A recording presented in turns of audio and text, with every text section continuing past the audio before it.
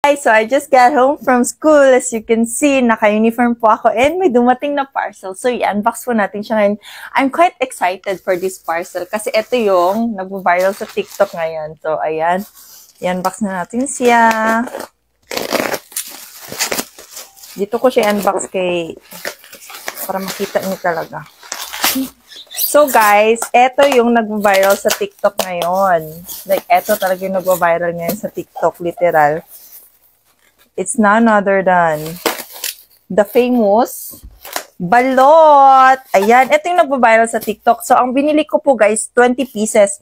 10 pieces na 5 spices and 10 pieces na spicy.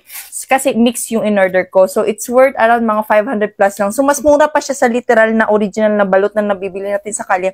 And as you don't know, mahilig po ako sa balot. So, ito po siya guys. Ayan. Kita nyo? So, itatry natin sila dalawa flavor. Nangangati ako. Nang-allergy naman ako. So, eto siya, guys. Eto yung 5 spices. Ayan. If you don't know, makikita nyo to sa TikTok ngayon. Like, lahat ng mga content creator nakikita ko kumakain sila nito. And syempre, ako hindi ako magpapahuli, no. Gusto ko rin siyang itry. Ayan. So, etong dalawa yung try natin, ha. So, itry po muna natin yung 5 spices, okay? 5 spices. Kala ko maganda yung packaging niya. Maganda yung packaging niya, pero puro styrofoam. Hindi ko gusto. Okay, mainit-init pa kasi nga kaka-deliver lang sa akin. Hindi ko alam. So, itry natin tong 5 spices. Hindi ako marunong magbasa ng Chinese. Basta, ching-chat-chu, itlog. Yun na yun. Okay?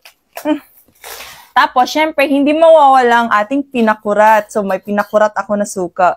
Maang-anghang pa. Nilagyan ko ng chili oil. Oh, kasi mahilig ako sa spicy. So, ayan, i-unbox na natin. Yawa na, puro styrofoam. Bugata eh. Dapat ba igunting to? Na hindi ata.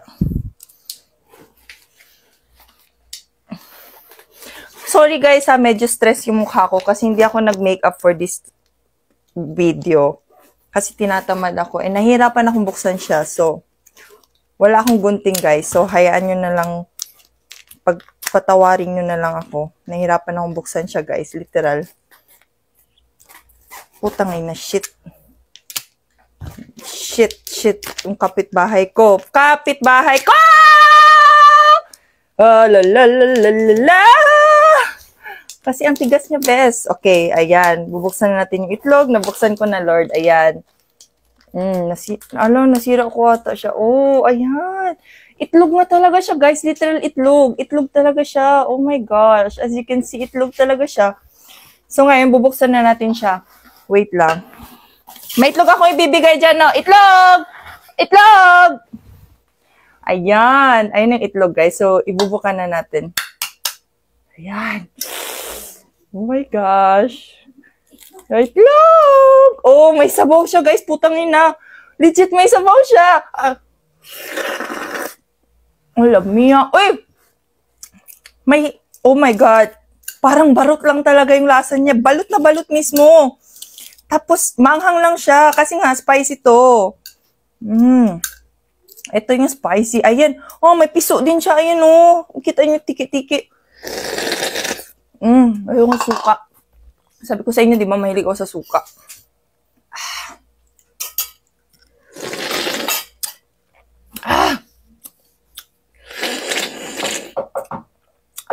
Literal guys, may tiki pa.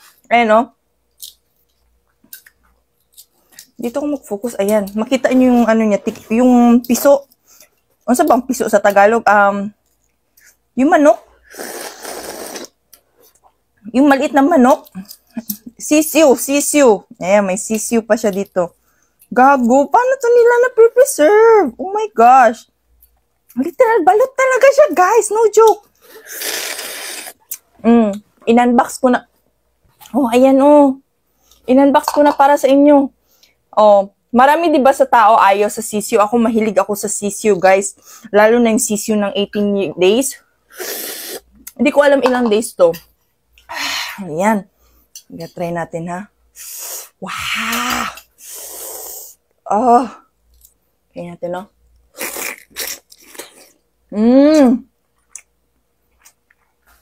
Isang kainan lang. Isa pa. Yung na-try ko is, ano yun? Yun yung spicy yata. Try natin tong 5 spice. Wow. Ang saya ko kasi favorite ko ang balot, guys. Literal, it's my favorite. Ito yung 5 spice ata. Unbox natin. Dok-dok ko na lang dito sa ref. Oh! Mas nagustuhan ko yung spicy. Ito yung 5 spice. Ayan. Ayan, oh! Oh my God! Ang sarap talaga pag may suka, beshi. Oh my God. Ayan siya.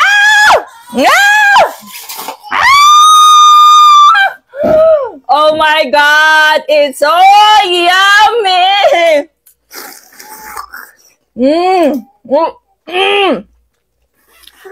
Ubus agad. Oh my God. Sarap.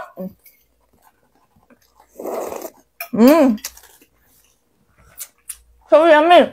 Mas masarap ito pag initin. Initin ko naman sa next video. Ah!